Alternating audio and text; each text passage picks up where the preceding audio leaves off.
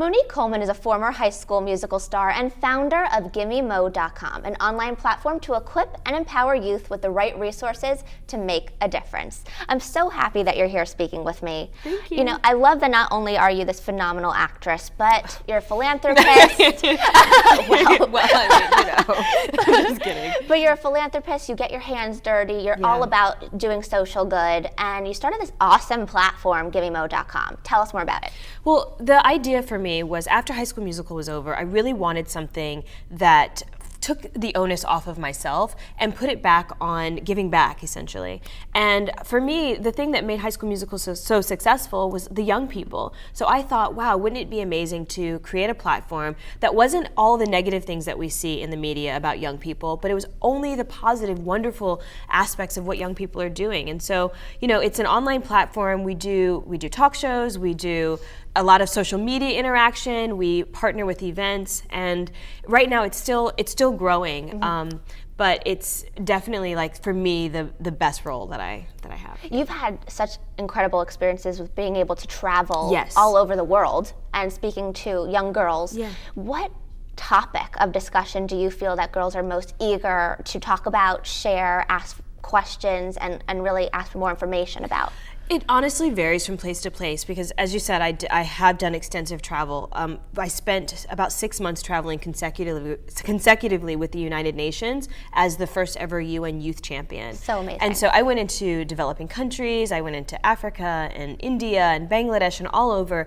And I find that, you know, it's going to seem strange, but self-esteem is actually honestly one of the biggest issues, I think, for young people and specifically women, because no matter what your situation is, no matter how much you have or don't have, how you feel about yourself and that attitude towards life is one of the most crucial things to whether or not you're going to do something. So if you have all the resources in the world, but you don't believe in yourself and you're cutting or you have different insecurities, you may not make it as far as somebody who's in a village somewhere, but has a dream and a belief that they're going to get where they want to go. You know, it's amazing that you bring up self-esteem because coming from Hollywood, that could really, you know, drain your self-esteem or boost your self-esteem, create such highs and lows. So how did you deal with the self-esteem issue coming out, being very young and immersed into the Hollywood life? Yeah, well, it was tough at times. You know, I came into Hollywood feeling like I wanted to be a light.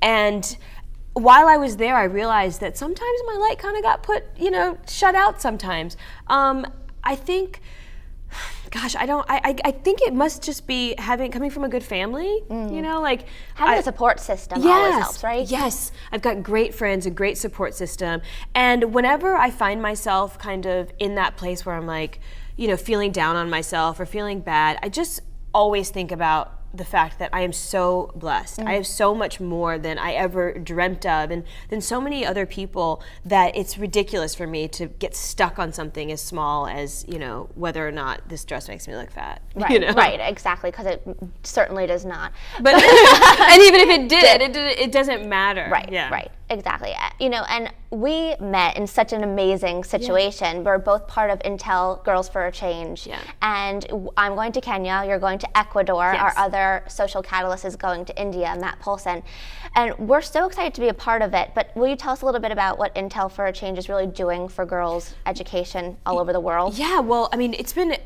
we're still kind of in the beginning of the journey, but, you know, they did a contest and got over 500 submissions for a young person to get to go on each of these trips. And I really, honestly, am still excited because I feel like there's so much to learn. I know I'm a mentor on the trip, but I think that there's so much to learn from. It's such a unanimous feeling. I mean, seriously, like from these young people and that are going to be contributing in all different ways. So whether it be engineering or some people have like a women's studies major, we're just going to be going and really diving in with what are the issues facing these girls in these different countries. You know, when I started my radio show at 16 years old, and who knew that it was going to develop into this wonderful TV show, and, you know, I wanted to defeat the stereotype that the millennials were lazy, entitled, selfish, you know, sat on their parents' couches and demanded service. Of course. And this program is defeating all of that. I mean, we saw 3 of our student ambassador videos, and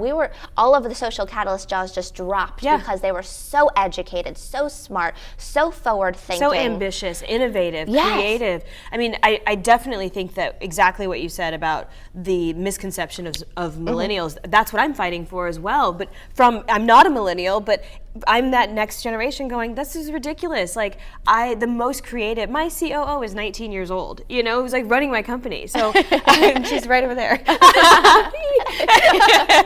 But, I really think that this generation totally has the power to change the world, and that specifically we have to go in and we have to bring women and girls bring them to the table, engage, because people may not realize, but so many girls all around the world are not being educated. They're not being educated, they're not being counted, they're completely being overlooked, and that is our most untapped resource for sustainable global development. And last question, for those girls and boys yearning to find something, they don't know what, they don't know where to turn to, how do you tell them to start? Where do you tell them to begin? I would say, there's a quote that says, follow your bliss. That's where I would start. Sometimes we try too hard to be right or be good or do what we think we should be doing. But if you actually just do what's in your heart, even if that's makeup, even if it's something to do with cars, you never know. Every single one of your passions can be applied towards social good, but you have to start with your genuine, honest passion. And if you do that and you don't just make it about yourself and you include other people, not only will you get to fulfill your own dreams and aspirations, but your dreams and aspirations will be a part of this bigger picture that changes the world. So beautifully said. For more information on Monique, you can go to givememo.com. It was a pleasure speaking with you. Thank you. And thank you so much.